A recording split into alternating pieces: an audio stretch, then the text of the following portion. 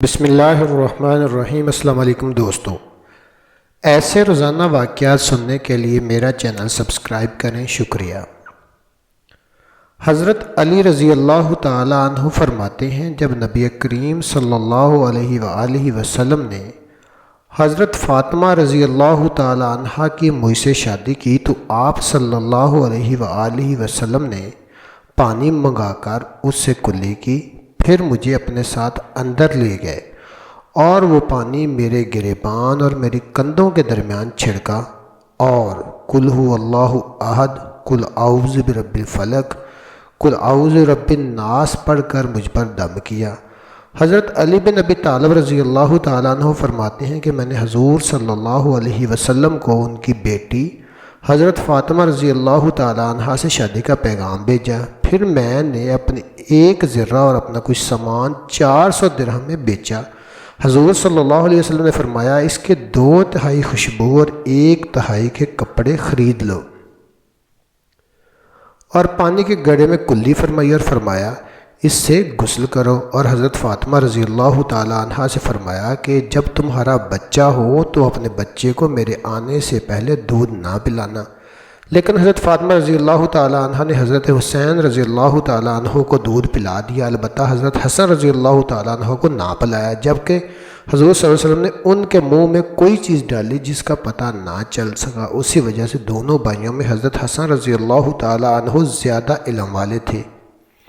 حضرت علی رضی اللہ تعالیٰ عنہ نے اپنے شاگرد سے فرمایا کہ میں تمہیں اپنا اور فاطمہ رضی اللہ تعالیٰ عنہ کا جو حضور صلی اللہ علیہ وسلم کی سب سے زیادہ لاڈلی بیٹی تھی قصہ سناؤں؟ شاگرد نے کہا ضرور فرمائیے۔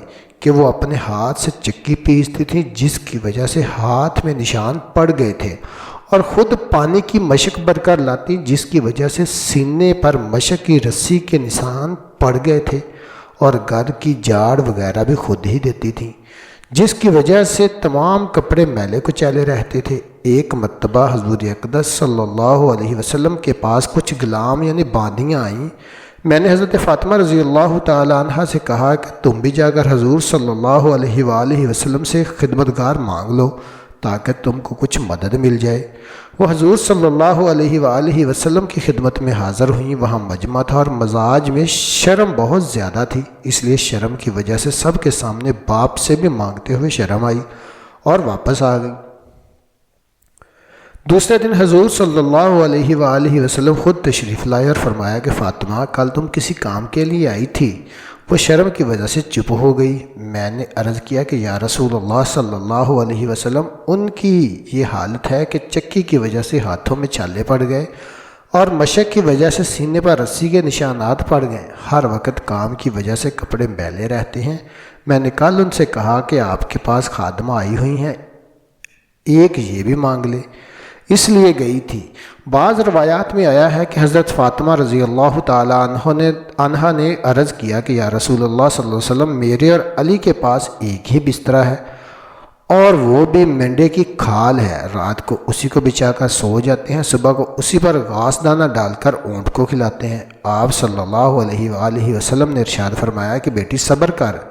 حضرت موسیٰ علیہ السلام اور ان کی بیوی کے پاس 10 برس تک ایک ہی بستر تھا، وہ بھی حضرت موسیٰ علیہ السلام کا چوگا تھا، رات کو اس کو بچھا کر سو جاتے تھے۔ تو تقوی حاصل کر اور اللہ تعالیٰ سے ڈر اور اپنے پروردگار کا فرض ادا کرتی رہے، اور کہ گھر کے کام کاج کو انجام دیتی رہے، اور جب سونے کے واسطے لیٹا کرے تو سبحان اللہ 33 مرتبہ، الحمدللہ 33 مرتبہ اور اللہ اکبر 34 مرتبہ پڑھ لیا کر، یہ خادمہ سے زیادہ اچھی چیز ہے۔ حضرت فاطمہ رضی اللہ تعالی عنہ نے عرض کیا کہ میں اللہ اور اس کے رسول سے راضی ہوں، یعنی جو اللہ اور اس کے رسول کی رضا میرے بارے میں ہو مجھے بخوشی منظور ہے۔ جزاکم اللہ خیر۔